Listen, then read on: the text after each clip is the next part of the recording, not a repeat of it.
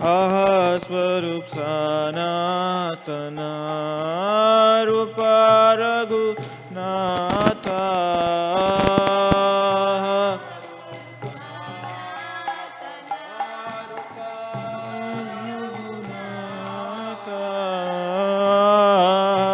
swarup sanatana rupa raghunatha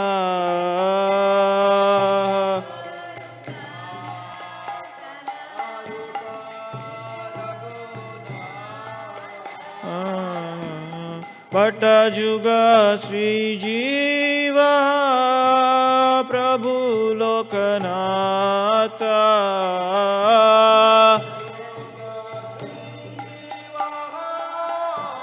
Prabhu Lokanatha Daya Karo Sri Acharya Prabhu Srinivasa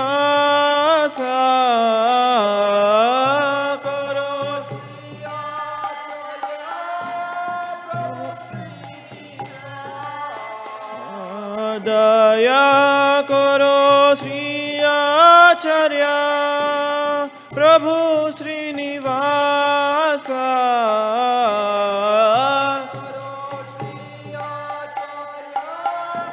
Prabhu Srinivasa Ramachandra Sangha Mange Narottama Dasa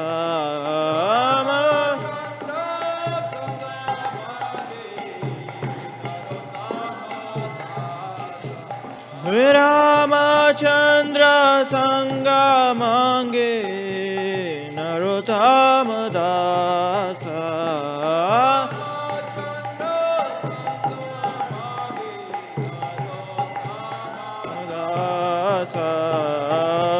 Sri Krishna Chaitanya Prabhu Daya Karo More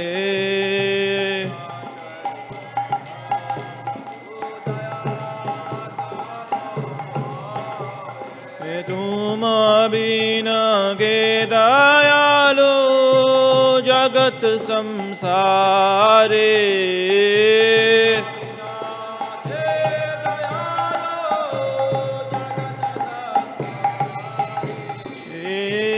तुम बिना के दयालु जगत संसारे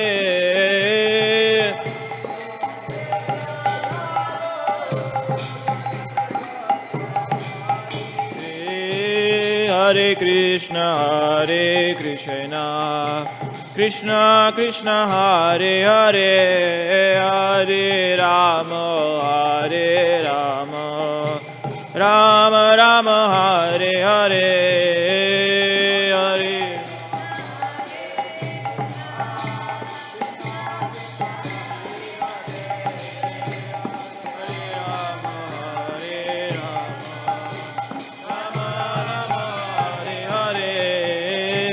Hare Krishna, Hare Krishna, Krishna Krishna, Hare Hare, Hare Rama, Hare Rama, Rama Rama, Hare Hare, Krishna.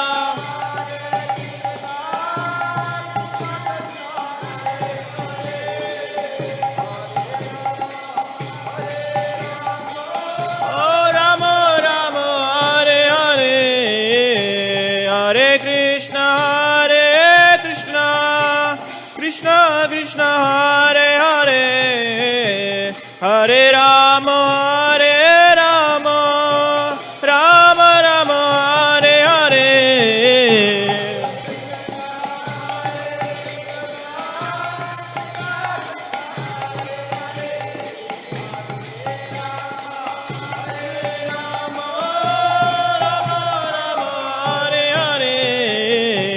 Hare Krishna, Hare Krishna, Krishna Krishna, Hare Hare, Hare Rama, Hare Rama, Rama Rama, Hare Hare.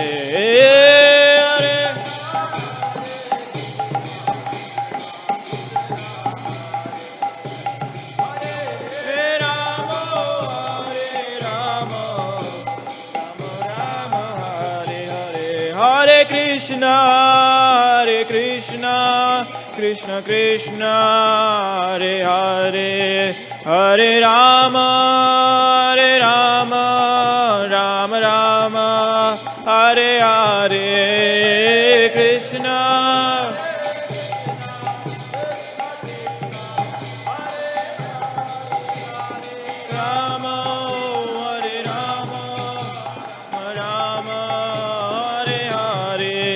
Jaya Gauranitai, Gauranitai, Gauranitai, Jaya Gauranitai.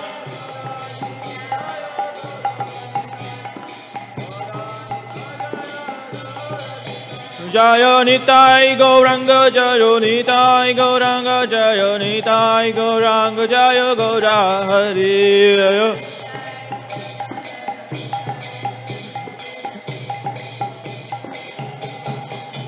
Jaya Jagannatha, Jaya Jagannatha, Jaya Baladeva, Jaya Subhadra.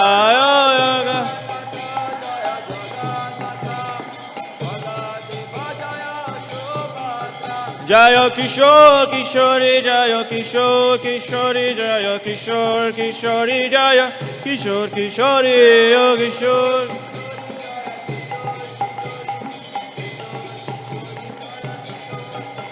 Jaya Jaya Prabhupada, Prabhupada, Prabhupada, Jaya Jaya Prabhupada.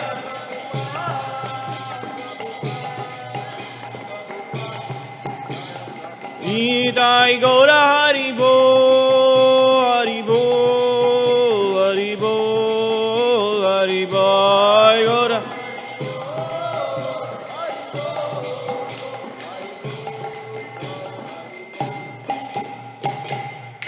Hai Gaur Premanande.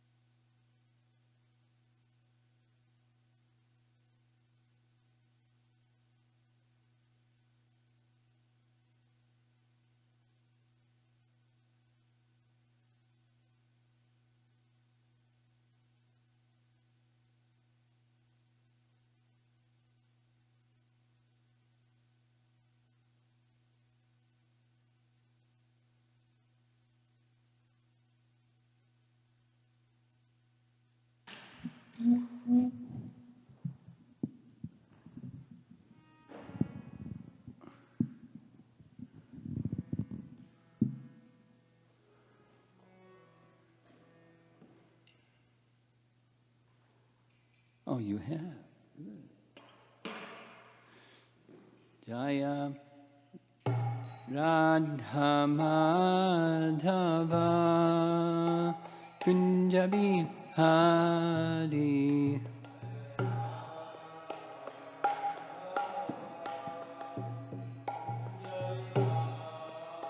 Jaya Radha Madhava Kunjabi Hari.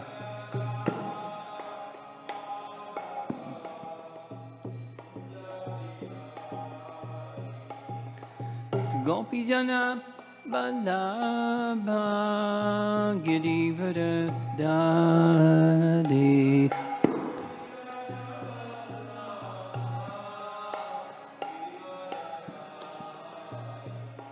Gopi Jana Vallabha Girivara Dadi.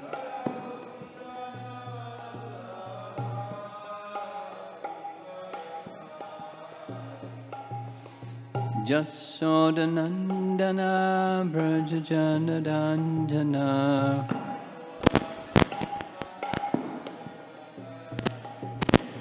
Jasodanandana Brajajanadandana.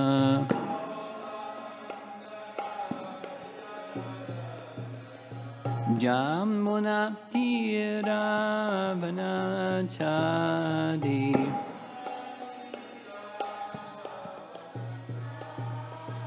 Jamuna Tiravanachadi.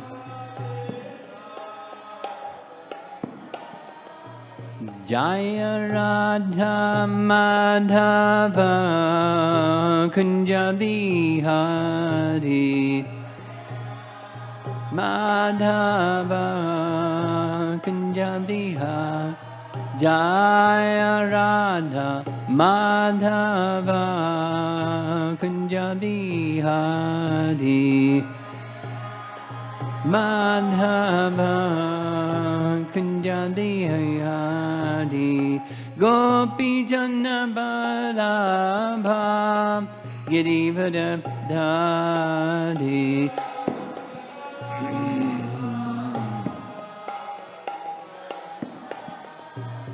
Gopi Jana Vallabha Girivara Dadi.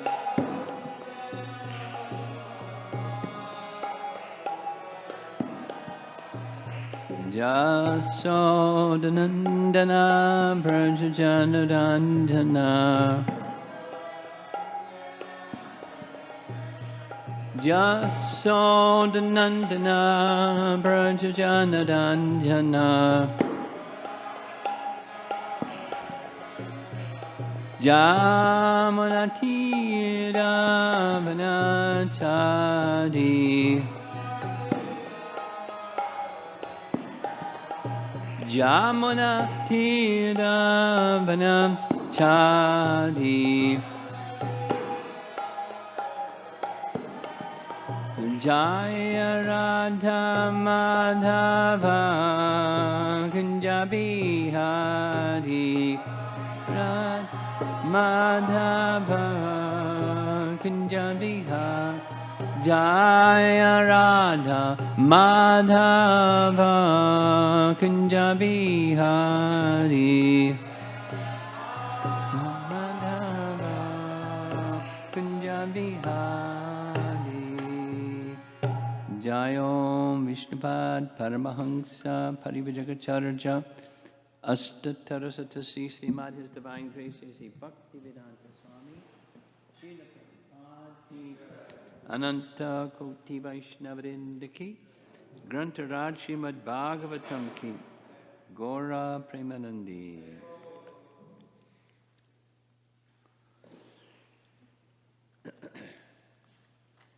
Om Namo Bhagavate Vasudevaya.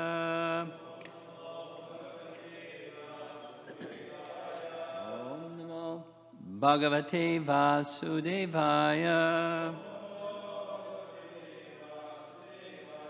Om Namo Bhagavate Vasudevaya. Vasudevaya.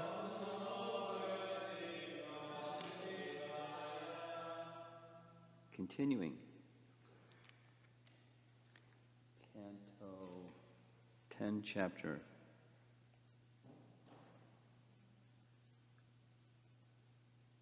28.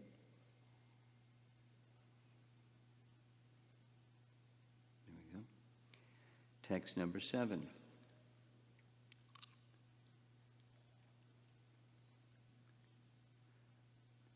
Ajanata mama kena mudhena karya vedina anito yam tava pita tad bhavan shantum arhati ajanata maka kena mudhena karya vedina anito yam tava pita tad bhavam shantum arhati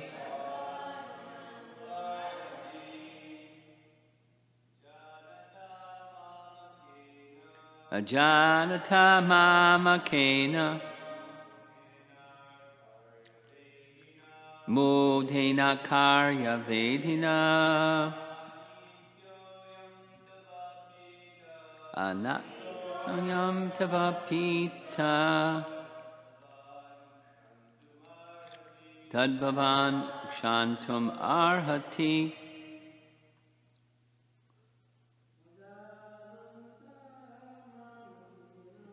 ajananta mama kena mudhena karya vedina anito yam tava pita tadbhavan kshantam arhati ajanata mama kena mudhena karya vedina anito yam tava pita tadbhavan kshantam arhati ajananta mama kena mudhena vedina anito yam tava pita tadbhavan shantum arhati ajananta mama kena mudhena karya vedina anito yam tava pita tadbhavan shantum arhati ajanata by one who was ignorant mama kena by my servant mudhena foolish akarya vedina not knowing his proper duty anitaha was brought ayam this person tava your pita father tat that bhavan your good self shantum arhati should please forgive. Translation, your father who is sitting here was brought to me by a foolish, ignorant servant of mine who did not understand his proper duty. Therefore, please forgive us. And purport, Srila Prabhupada. The word ayam, this one here, clearly indicates that Krishna's father, Nanda Maharaj, was present as Varuna was speaking. In fact, Vishwanath Chakravarti Thakur states that Varuna had seated Sri Nanda on a jeweled throne and had personally worshipped him out of respect. Technically, Nanda Maharaj was correct in entering the water just before sunrise. The following explanation is given by Srila Jiva Goswami in his commentary on the first verse of this chapter. Here's the explanation, technical. After an especially short Ekadasi, measuring only 18 hours, about 6 hours of the lunar day in which the fast had to be broken, namely the Dwadasi, had already expired before dawn. Since at sunrise the proper time for breaking the fast would have passed, Nanda decided to enter the water at an otherwise inauspicious time.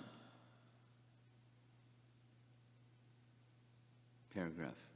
Of course, Varuna's servant should have been aware of these technical details, which are meant for strict followers of the Vedic rituals. And above and beyond that, Nanda Maharaj was acting as the Supreme Lord's father and was therefore a most sacred person beyond the touch of insignificant cosmic bureaucrats, like the foolish servant of Varuna. Insignificant cosmic bureaucrats. What a way to characterize the demigod. And people don't like us using the word, some people, demigods is demeaning. You know, devatas, okay, but demigods, like, come on. What to speak of insignificant cosmic bureaucrats. Wow. Prabhupada, ki jai.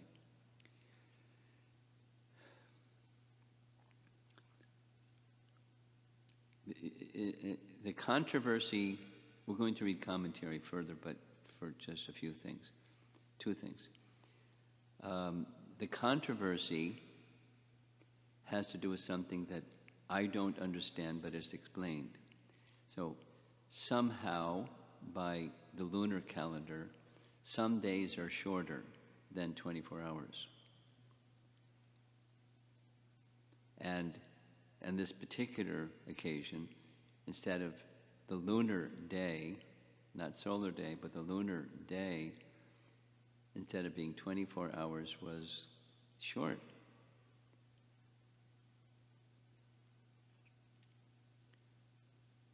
$18 hours. And so to break the fast during this juncture between one day and the next day, the fast has to be broken at the proper time. Like, you know, and it varies, as we know, it varies from geographic area to geographic area, but, you know, latitude and longitude and so on. But right there, he knew the rule. He didn't break the rule. He broke the fast during the proper time. And he doesn't say he ate it something, he just was bathing at a certain time, which was proper, knowing the rule. And there were others with him, and so on. So the other rule over on that side is you don't break the fast before sunrise.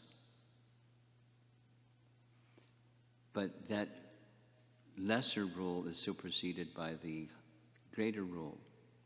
You must break the fast within prescribed time, sunrise or not. So it's lunar calendar rule, not the solar calendar rule.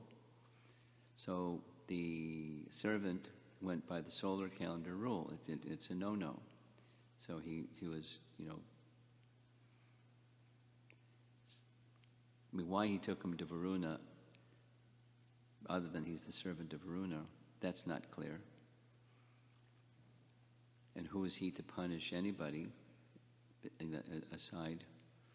But he did what he did. So then the second point is, there was a question way back when. Why didn't why didn't Beruna, when he recognized this is Nanda Maharaj, hurry up and return him back to Braja? That would make sense.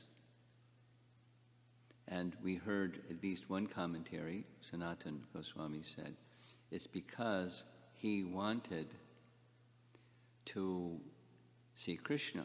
So he knew if Nanda is there, Krishna will come. Then there's another explanation.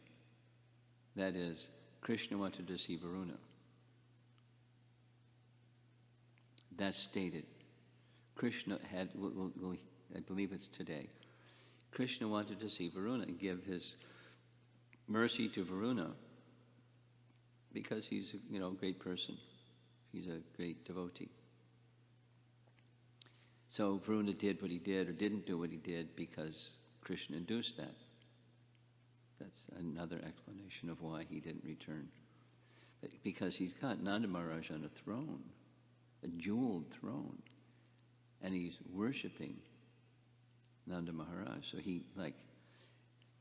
and he's, as it said in the very beginning of this chapter, his servant is considered foolish. And we'll hear it in the commentaries. Mama Kena Mudha. My fool Mudha. We know what the word Mudha means because Prabhupada would refer to it a lot. Rascal or foolish. My foolish servant. Foolish, ignorant servant in the translation. So, what to speak of? It was Nanda Maharaj, and you don't do that with someone that's so superior. Varuna worshipped Nanda.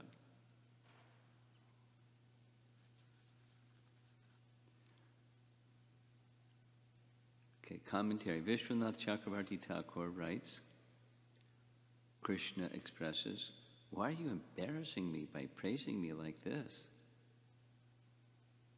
Beruna answers, I have really offended you. With this mood he speaks this verse. Quote, that one can enter into the water before the sunrise if a little of the Dwadasi alone remains, is permitted by those knowledgeable of bhakti scriptures. One of my servants, not knowing this, took your father away and committed a great offense. The offense of my servant is also my offense.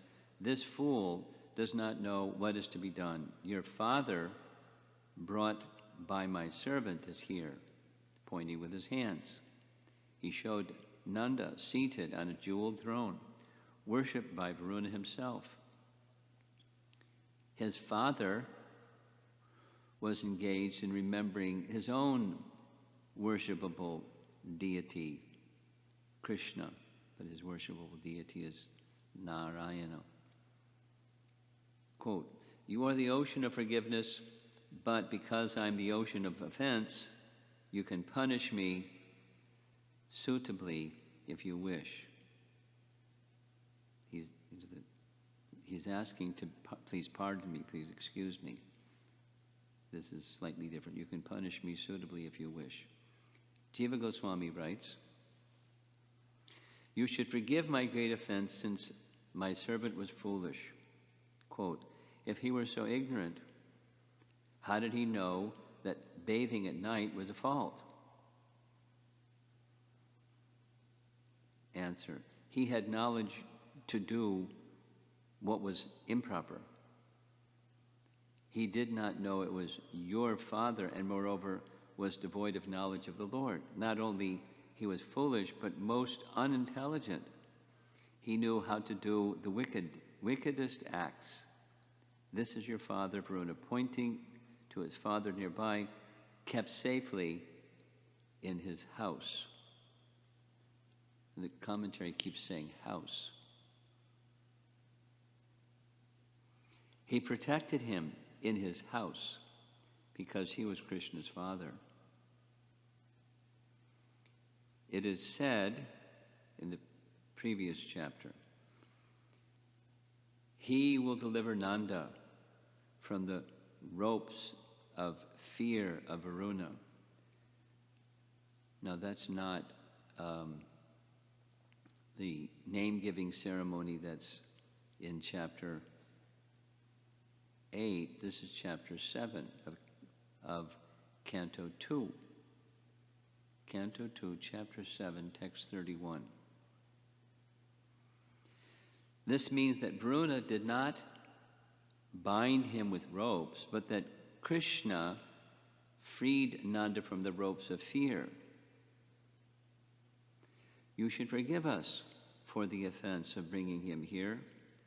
Quote, but such a great offense cannot be forgiven. But you are most capable. You can forgive him. You are our master. Therefore, it is proper that you forgive the offense of your servant. Now that's Jiva Goswami, whereas Vishwanath was saying, you can punish me as you wish. So, two different takes. Here's Jiva Goswami's Krama Sandarbha. Your father, who is sitting here, was brought to me by a foolish, ignorant servant of mine who did not understand his proper duty. Therefore, please forgive us.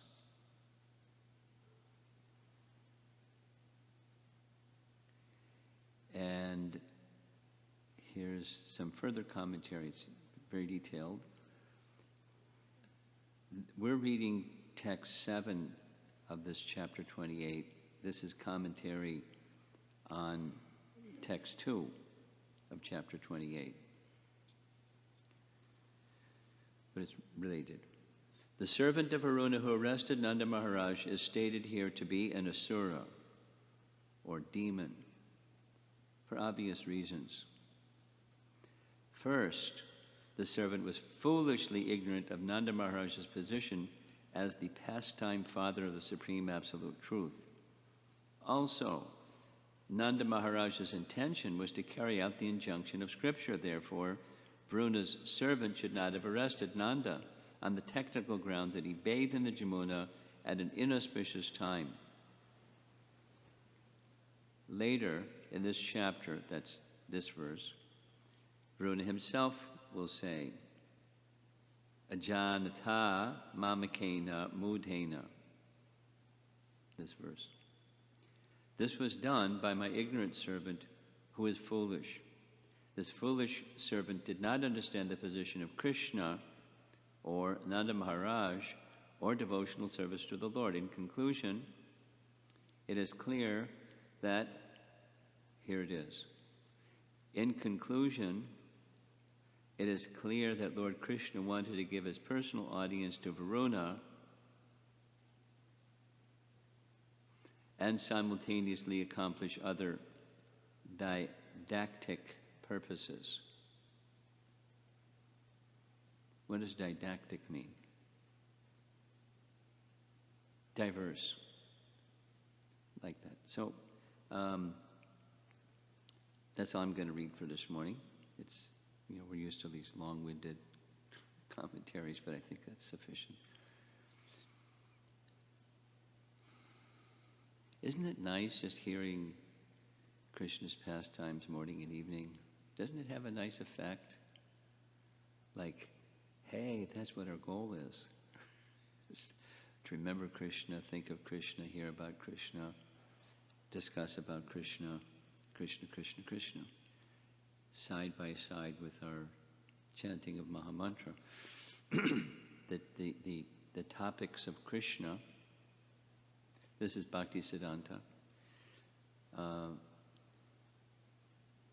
There's several references like this. We mentioned it before, but he writes specifically that, or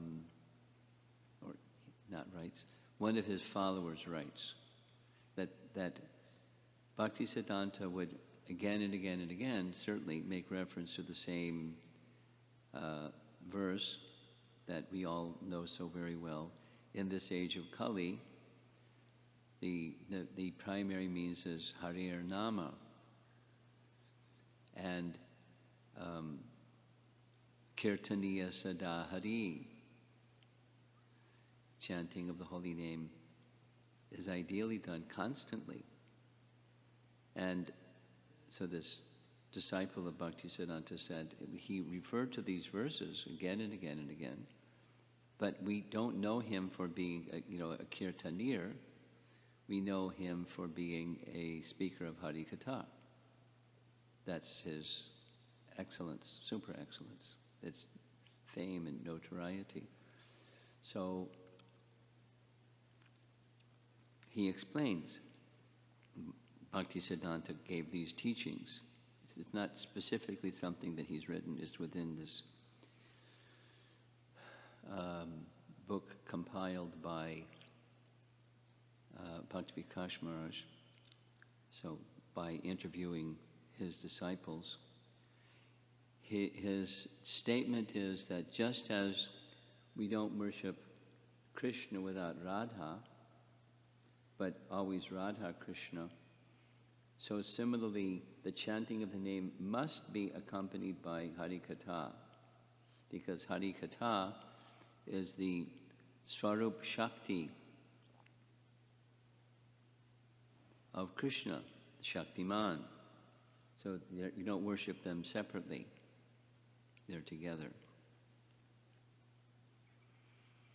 We've been hearing in these commentaries over and over this terminology, Swarup Shakti, and I'm sure Bhaktisiddhanta Saraswati Thakur was very familiar with how our acharyas used this term, because a term can have different meanings, and then the context makes a big difference about which meaning is appropriate. So Swarup Shakti just is one way of speaking his internal potency, and his Swarup Shakti manifests everything in the spiritual world. Now, there's so many other things to say. Balaram manifests things in the spiritual world, including the spiritual world, by his potency. But it's his own potency, Swarup Shakti, is especially pronounced with Radha, his Ladini Shakti. And all the other dimensions of his Swarup Shakti, that's his, how he does what he does, through the agency and so many sub-potencies within that category of Swarup Shakti. How many? No limit. How much? No limit. Unlimited, inconceivable potencies. So those are found in Harikatha. It's not that they're not found in the name, but there we hear Harikatha side by side with the name as we worship. So Radha with Krishna.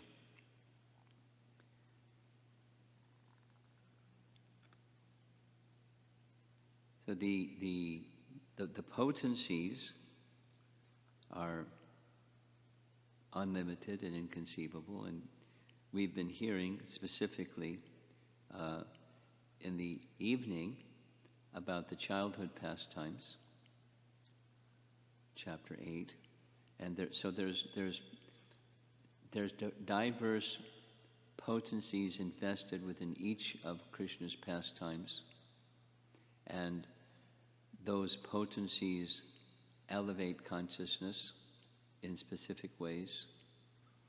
And to get the complete picture of Krishna, we're to hear the complete picture of Krishna, including, for example, creation, which is very complex, but it's explicitly said that this is one of Krishna's pastimes.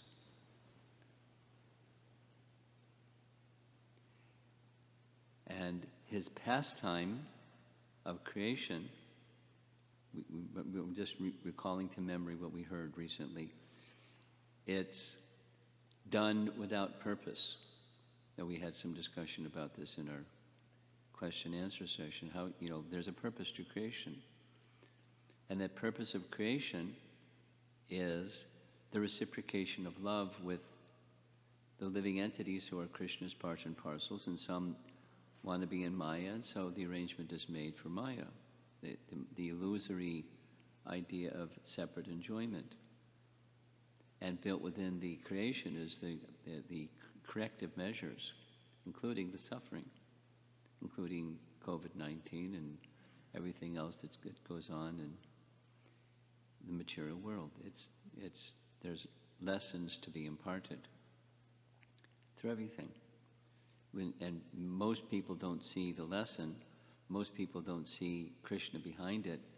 Most people don't see the mercy of Krishna within that, the hardship of struggling in material existence because of aversion to Krishna. That instead, replacing it is the desire to become an enjoyer. That's unfortunate, because that covers one's perception of Krishna. And the nature of Krishna is, he's very loving. Well, wait a minute.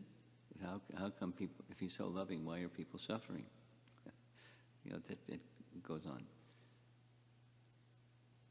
Faith in God may be checked when the expectations that God should do like this and that, the other thing, and, bring happiness from sense gratification. It doesn't happen that way. So God's not kind, or he made a mistake, or whatever. God is dead. A life of frustration. So the pastimes of Krishna are variegated, and there's potencies, variegated potencies invested in all those pastimes. So here's one example, back to our chapter 28. Just like a little overview, this 28 comes right after 27. And in 27, it's, what's the topic of 27? Who can remember?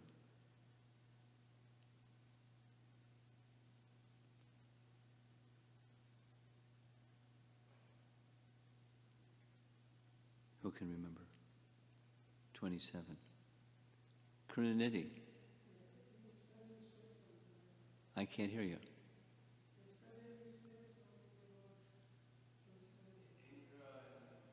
Yeah. Indra and Surabhi. It's not Surabhi, it's Surabhi. She's listening to the class. In China, they always say it. If I say Surabhi, because that's how you pronounce her name, people don't know who I'm talking about. If I say Surabhi, oh, Surabhi. That's not her name. Anyway, Hare Krishna. So, yes, that was 27.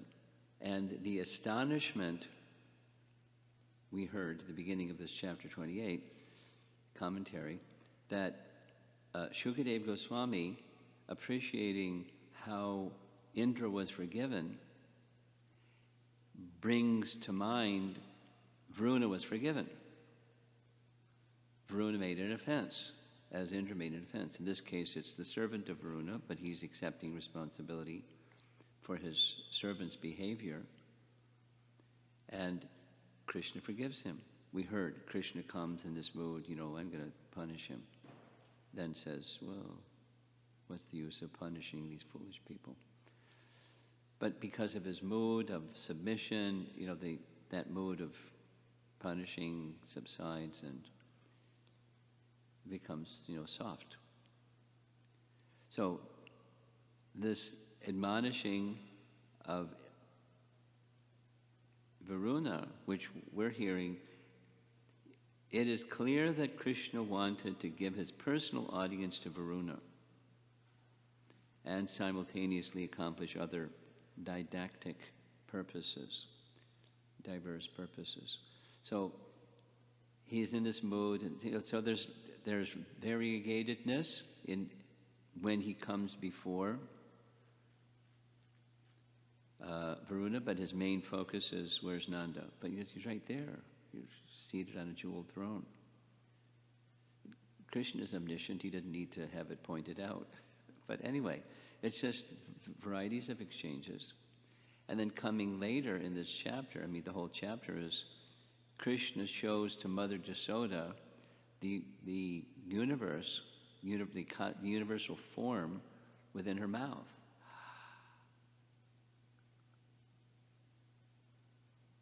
So,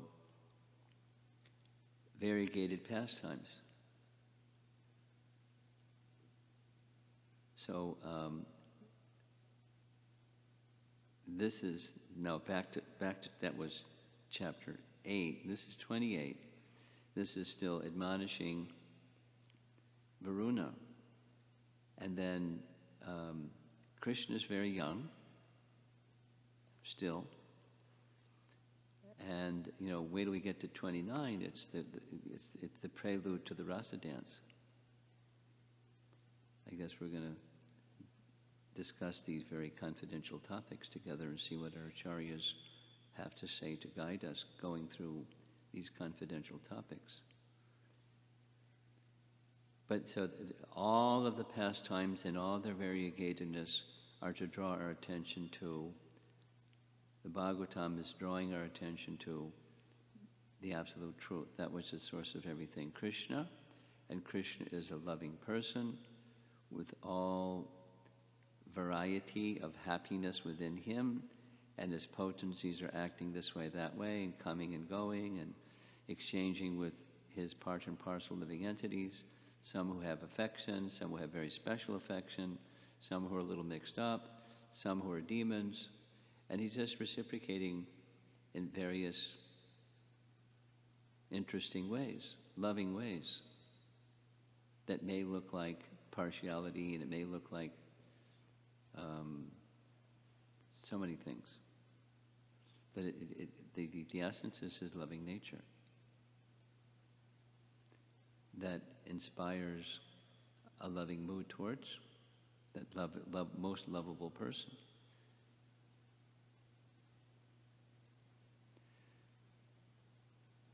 So I hope you're feeling that as we're hearing all these nice pastimes. That's our purpose. And let's see if there's some discussion from within the room first, and then Paramakruna, you always have something.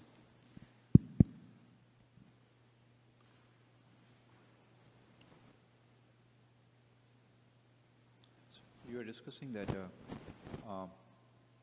hearing about Krishna's pastime is very nectarian, morning and evening, and it doesn't make any difference to me. I'm feeling nothing because, and I was given the purport where you reference this purport 2.731, and then in translation, Prabhupada writes that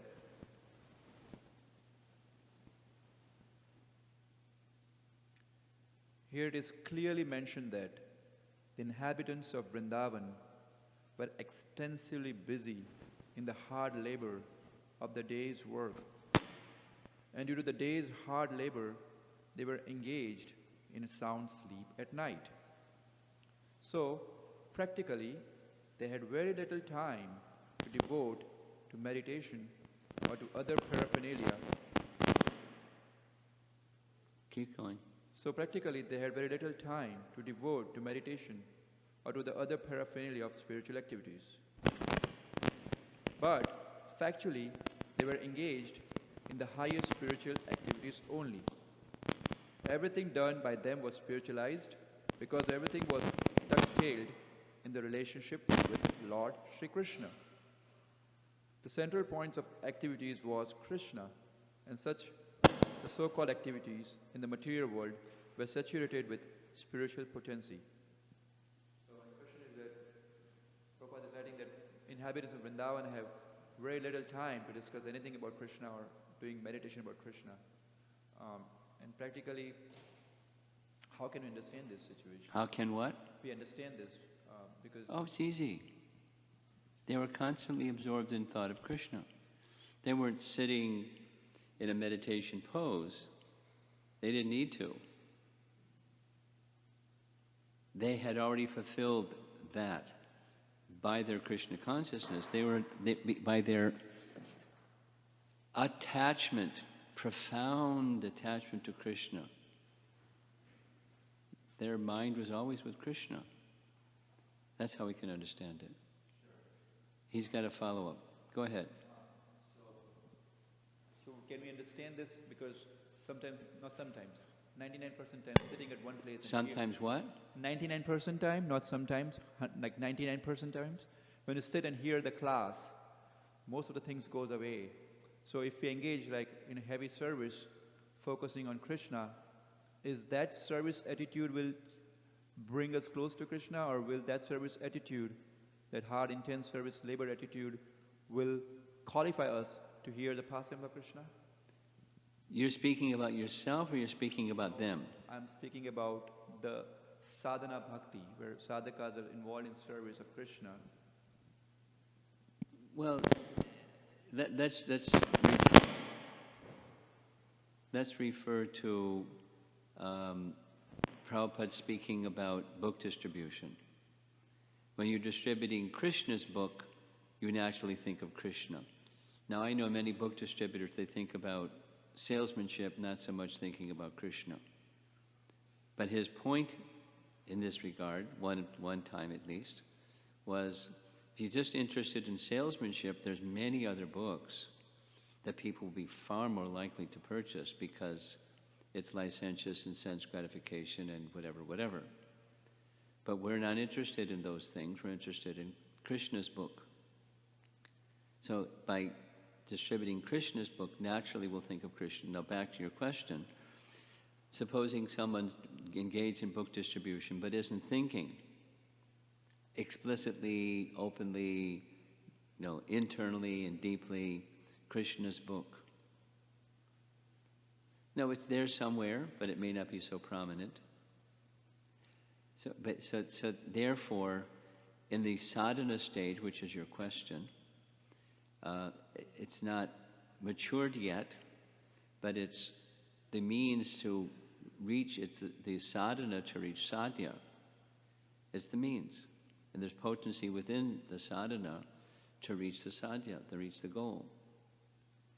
And so with faith, that's a big factor, how much faith and how much attentiveness we invest as opposed to distractedness that we invest, or the mix of fruitive, passion and ignorance modes, driving instead of the faith in the higher principle. So those are all factors that are operative during the sadhana stage. It can take one to absorption, like the residents of Vrindavan. And therefore these activities are assigned to us by our founder Acharya and previous Acharyas because it's purifying. It's part of the sadhana stage, purifying. And now, supposing you're Jiva Goswami, or supposing you're Narottam Das Thakur, or one of those that started the book distribution effort way back, their experience wasn't the same as yours and mine, distributing books, because their consciousness had become purified. And so their experience was a different experience. It was not just the sadhana stage. It was the ecstatic stage.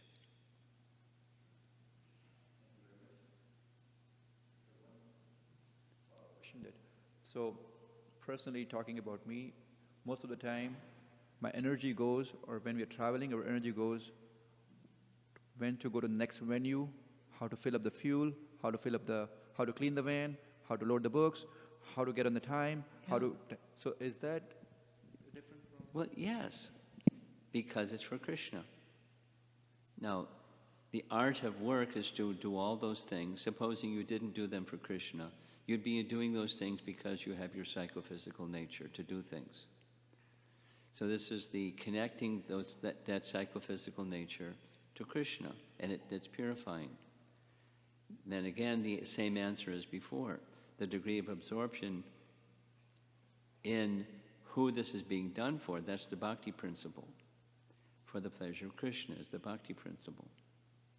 And you may not be thinking let's say, sometimes it's 10%, sometimes it's 20%, sometimes it's more, sometimes it's less, but it's purifying because it's in the line.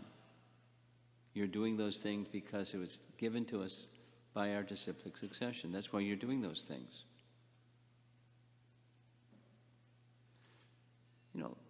Here, Tamal Krishna Maharaj, speaking to Prabhupada, in attempting to open the Bombay temple and get permission from the city, etc., etc. He was not exactly complaining, a little bit complaining, but sharing with Prabhupada.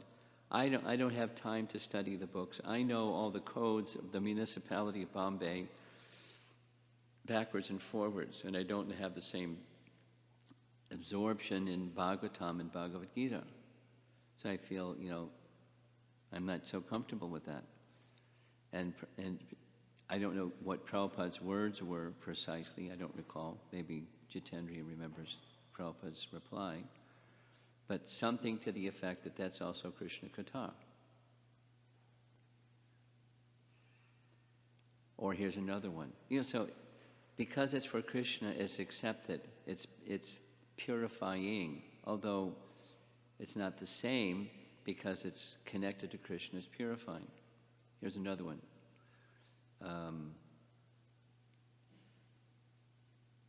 Guru Kripa told me this one. When building the guest house and Krishna Balaram Mandir, Prabhupada wanted 300 workers in shifts around the clock. He wanted the building finished, and including the guest house, which was above Prabhupada's quarters. So they asked him, would you like them to stop during the time that you're taking rest? He said, why? He said, that's kirtan. The tap, tap, tap. You know what it's like in a building in India when people are doing construction. It's not soft. It's not melodious. It's not sweet. It's like annoying. And it goes on all the time. Bam, bam, bam. Bam, bam, bam. And 300 guys all night long. It's kirtan. Now that's transcendental vision. I don't have that. But that was Prabhupada's reply. And he wanted it for Krishna. So he's able, back to what your mind is absorbed in when you're doing your service. Whatever, that's your service, and everyone has their services. Absorption in those things, dealing with the material energy, in one sense, is a distraction. So let's not get distracted, let's stay attracted. But in doing those things, it's purifying to the mind and senses that those things are offered to Krishna because you're going to do them anyway because of your psychophysical nature.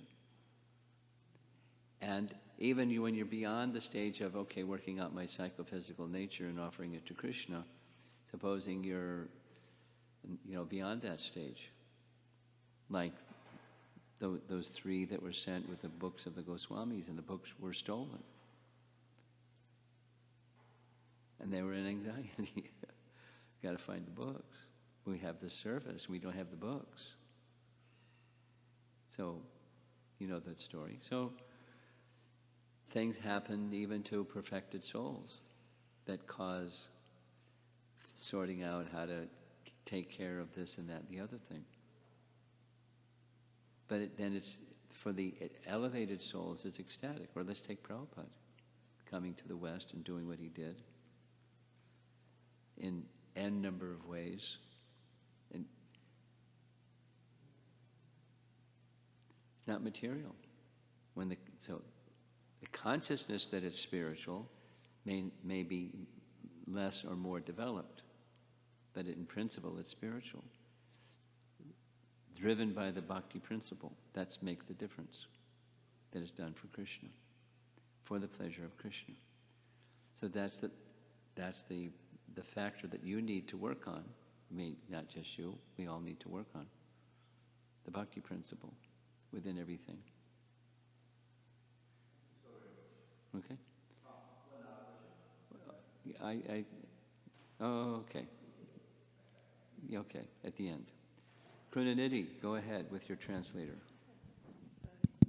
Sorry. You're on. Yes. Maharaj, one technical question. You're doing what? One technical question. Yesterday? That can you please explain again about I could not catch how that 18 hours after Ekadasi you are saying something I could not catch. 18 hours of Ekadasi for each day we didn't catch that. I'm not a, give the microphone to him. I'm not a scholar in astrology. You know, like, this much I know. The moon in 27 days moves through different nakshatras. And one of those is Ekadasi. I don't know which nakshatra it moves through. But sometimes it takes longer and sometimes it takes shorter. So the Ekadasi day may be this long or that long, and I don't understand the rule of how it operates. But what is explained here is that particular Ekadasi was not 24 hours. That's a solar calendar, solar measure. The lunar measure was 18 hours, and the day was over. And it's not yet the next day, because there's a little Sandhi in between, and he knew he had to observe Ekadasi properly. We say break the fast, but to observe Dwadasi. Before Dwadasi happens, you break Ekadasi. And the rule was it needs to be done within that period of time that he took his bath. That's on a lunar calendar calculation. That's why he did what he did. It was right. He followed the rule. Then the servant of Varuna didn't pay attention to that rule. There's another rule that's subordinate to the first one, and that is you're not to, before the sun rises, you're not to take your bath on the Dwadasi day. I don't know what that rule is, but that's what the issue was. This said and that said, and he was taking the subordinate rule as the superior rule and admonishing him, kidnapping him, punishing him, bringing him to Varuna. Let him have it. He broke the rule. I can't say more than that because I don't understand the technicality of lunar versus solar days. You have something? I get a little inquisitive in the past few days about kind of the spiritual culture and sadhana of the demigods. Is there description given? I mean, do they, because we hear even the greatest demigods they get bewildered by avatars of Krishna. And I also thought it was interesting that here, Varuna Dev, he's aware of Krishna's position, whereas Lord Brahma, Indra, they were baffled.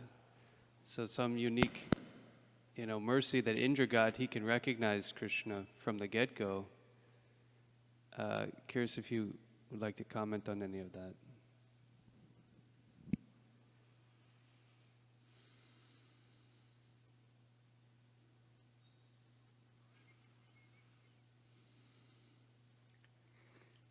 All three are different. Specifically, with Indra, pride. Because of his position, his opulence and power and so forth.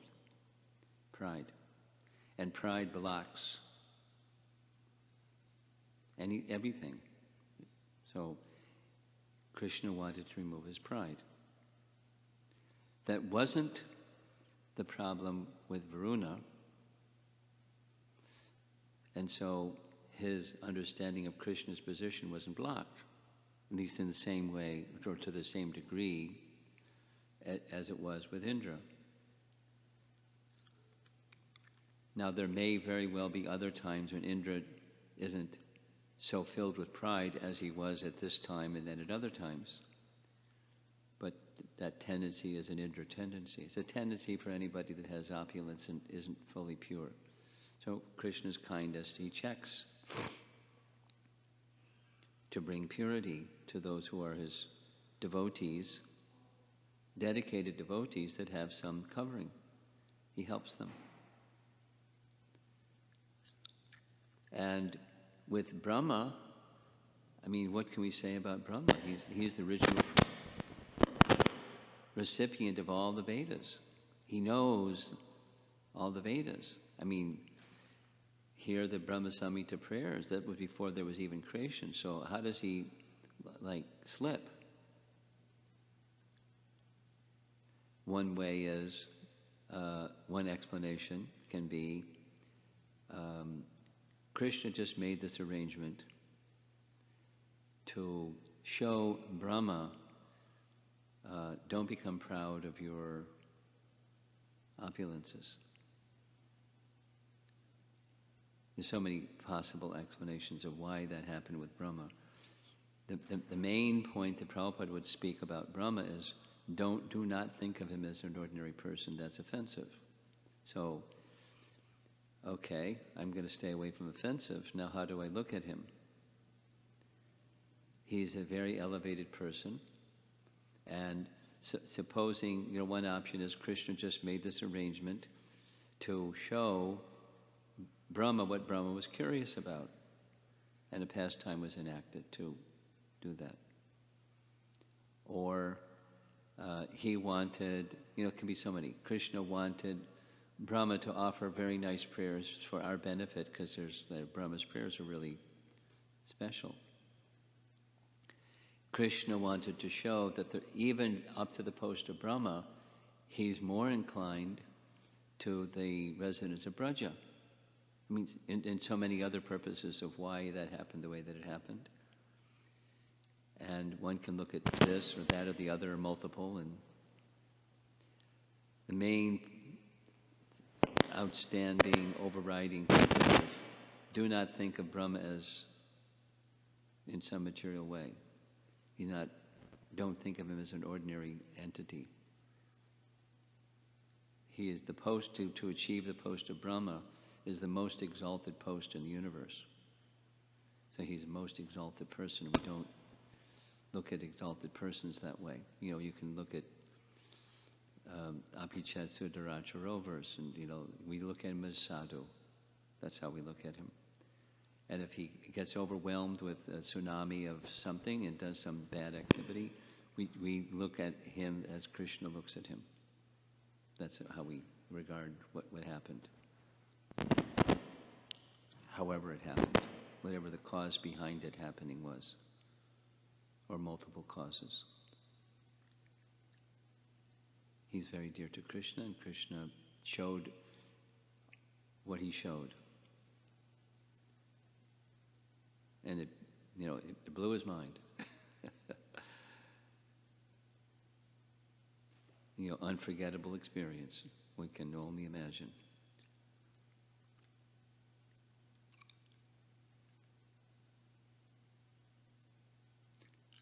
Krishna is the source of everything. So he's showing to Brahma that. So he arranged his pastime so he could show that to Brahma, and that reconfirming his position as the absolute truth, the source of everything, spiritual and material, the source of everything.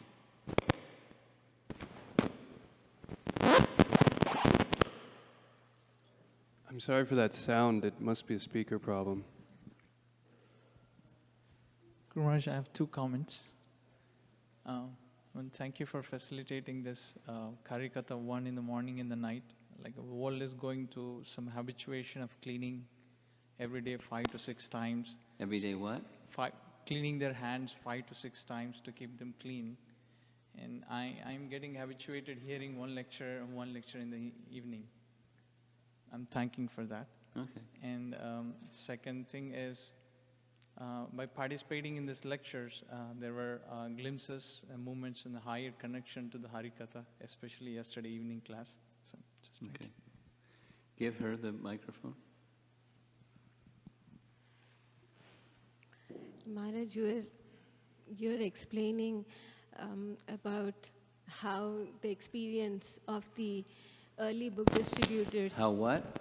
The experience of the early book distributors is different than the experience that we have now. Also, I was watching the video that you had shared with my husband. It's really distracting.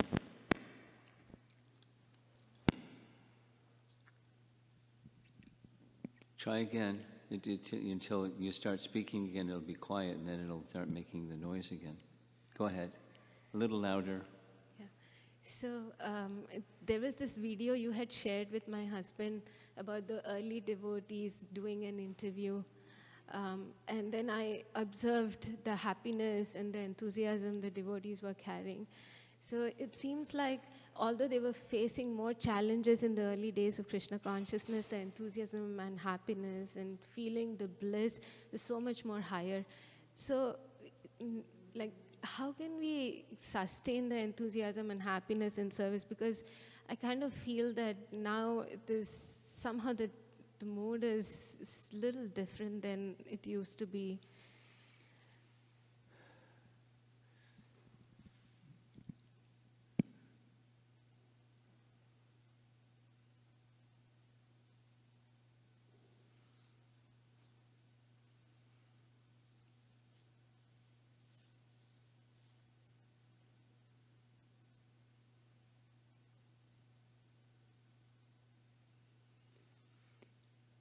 The main thing that comes to mind is the love that Prabhupada's disciples had for him was over the top, and there was reason for it, but the love that they had for Prabhupada doing something that they knew he liked very much. So it's the two things.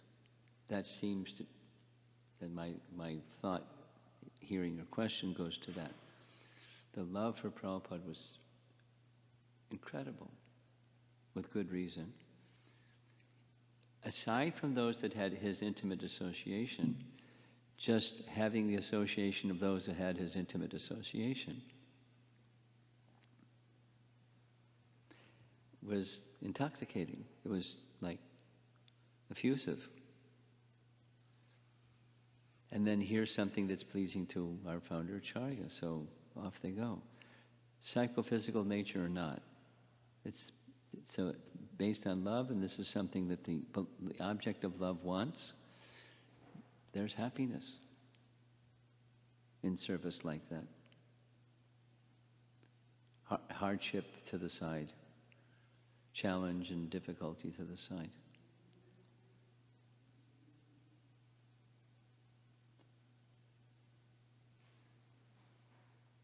I'm thinking of Bhakti Tirtha Swami going into Eastern Europe, risking his life, a black man in Eastern Europe during the intense communist era, risking his life, not just like he might get put in jail, risking his life.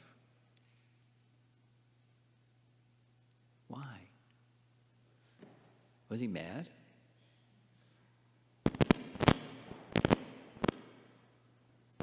And the stories are really amazing. And he was always protected. I mean, he described this about himself. It was his nature to always be on the edge. He liked it. It was like there was something about him that he liked it. It was a thrill. But it wasn't foolish. It was his nature and his love for Prabhupada. So, and Prabhupada loved him. And that, knowing what the sacrifice was that he was making. Okay. You have something else? Okay. Maharaj, how can we cultivate such... How do you cultivate? Such attachment and love for our spiritual master. Well, come on, this is the bhakti process. That's how you do. By hearing and service, you know how to do. Are we okay? Better? We'll see. Okay. Huh? Yeah, it's late, so let's do those quickly.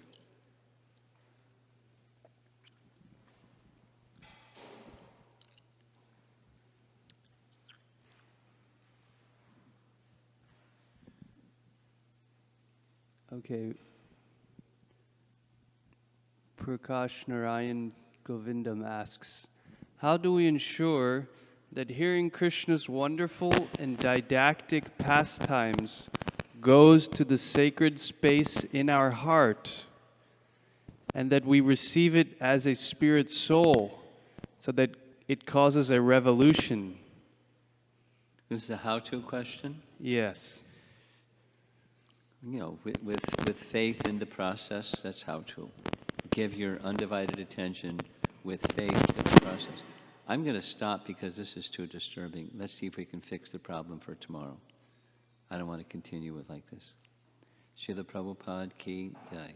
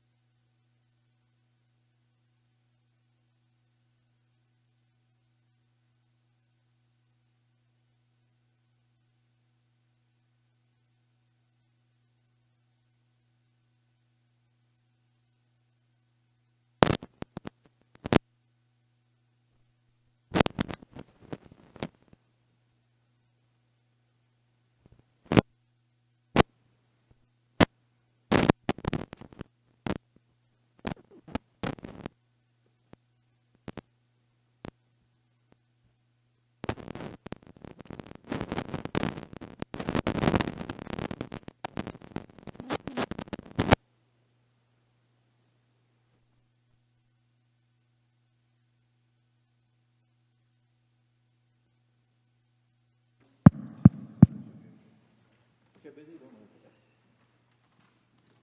I said it. Stop it. I'll use.